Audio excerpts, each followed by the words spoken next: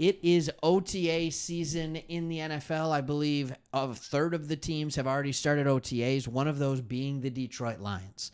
And in these OTAs, we are already seeing once again that the Detroit Lions are absolutely ahead of the curve when it comes to one very important thing in the NFL. And I'm going to get to that. What we see right now is that there are multiple players. It seems like players from at least a third of the teams where there is a big name player holding out of OTAs, generally revolving around a contract dispute. We're going to get to the list of names that are on there. And I just want to say, before we get to that list of names, I have a couple more things. We had 3 players that very likely could have been holding out for a contract dispute. Amon-Ra St. Brown, Jared Goff, and lesser likely because it was 2 years away, Penei Sewell. All right, all of these players could have done it, but we ponied up. We spent $440 million in order to get these guys and make sure they stayed in our backyard. It's homegrown talent that we know works here. We know their personalities. We know their work ethic. We know their best availability or best ability being availability. We know they have that. So we wanted to keep them around. But it's just another example of how the Detroit Lions are treating players as players and humans. It's not just strictly business. But even if it was strictly business, this is how business should be done. I was listening to the St. Brown podcast, and an amazing story about Aiden Hutchinson came my way. So I am going to tell you about that story a little bit later in this video, but first let's look at what I promised you first, which was the NFL OTA holdouts. Now this is via Spotrac or Spot Track. So basically these are almost all contract related.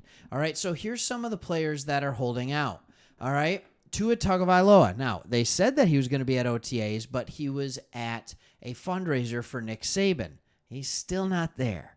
That's very interesting. Tua Tagovailoa, quarterback. Not even a great quarterback. We have a better one in Jared Goff. Yes, I'm sticking to that. All right, and he wants his money. And when you're one hit away from ending your career, he should want his money. But the Dolphins haven't paid him yet. Man, they're losing talent like crazy over there. The next one is Justin Jefferson. All right. Mathematically speaking, Justin Jefferson projects toward a 4-year, $130 million extension. Nope. Try 4-year, $150. All right. The dude is going to be asking for at least $35 million. It'd be 135 to 150 or 140 million. 140 million is probably the extension that he's going to be looking for, at least. All right, but he's upset because he wanted it done last year. We did that with Penei Sewell. We got it done 2 years ahead of time. How about that? All right, then you have CeeDee Lamb. Who's this? Oh, just another top 3 wide receiver in the NFL. Both of these guys are wondering what the other guy is going to get paid. They both deserve to get an extension that is in the $35 million a year range. And when both of those guys get $35 million a year, all of a sudden that St. Brown at $30 million doesn't look so bad. That also is the beautiful thing. 2 NFC rivals that we have in the Vikings and the Cowboys, we got our wide receiver signed, and all it did was raise the price for them. How beautiful is that? All right, T. Higgins, another wide receiver. You seeing a theme here?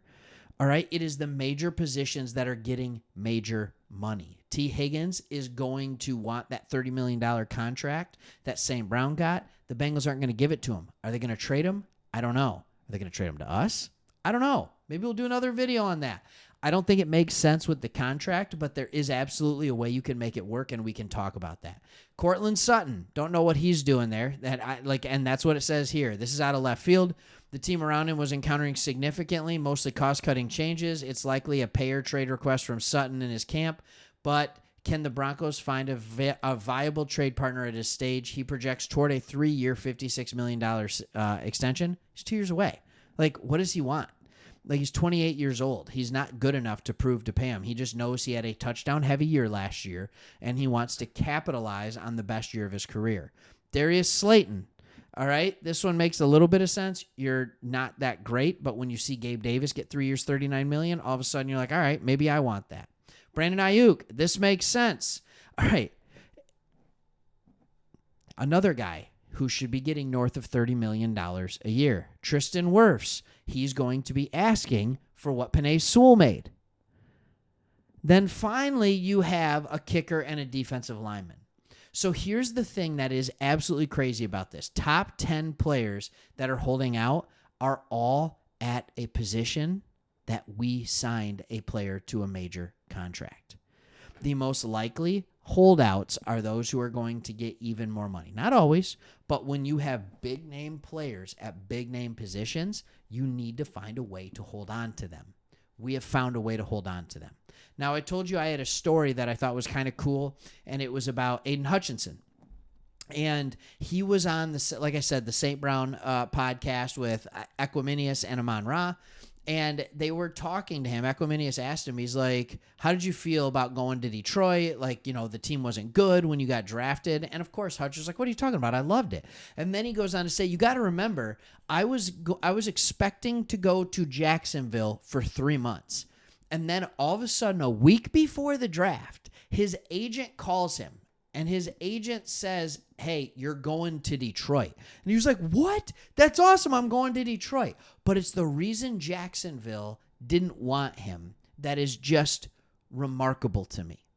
Jacksonville said they no longer wanted Aiden Hutchinson because his arms were 1 inch too short. His arms did not meet what their threshold was for arms of a defensive edge rusher. And so they were 1 inch too short. And they ended up getting Trayvon Walker. And what I thought was the funniest thing about it is in the podcast, Hutch acted like he forgot Trayvon Walker's first name. And was it Hutch or St. Brown that did it? But anyways, it's like they didn't even know who it was.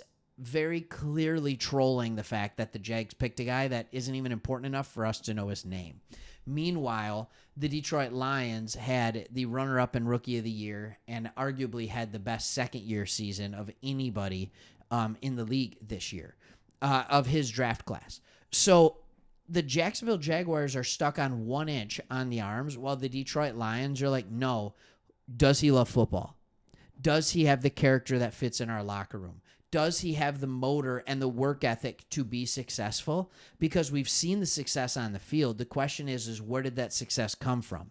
Because if it's just from talent and measurables, it doesn't usually sustain itself. Everybody's talented in the NFL. Everybody's a freak athlete. The question is, who are those players who are willing to go above and beyond? Hutch is one of them. And we just re-signed 3 guys who have proven to be just that. Jared Goff, Amon-Ra St. Brown, and Penei Sewell.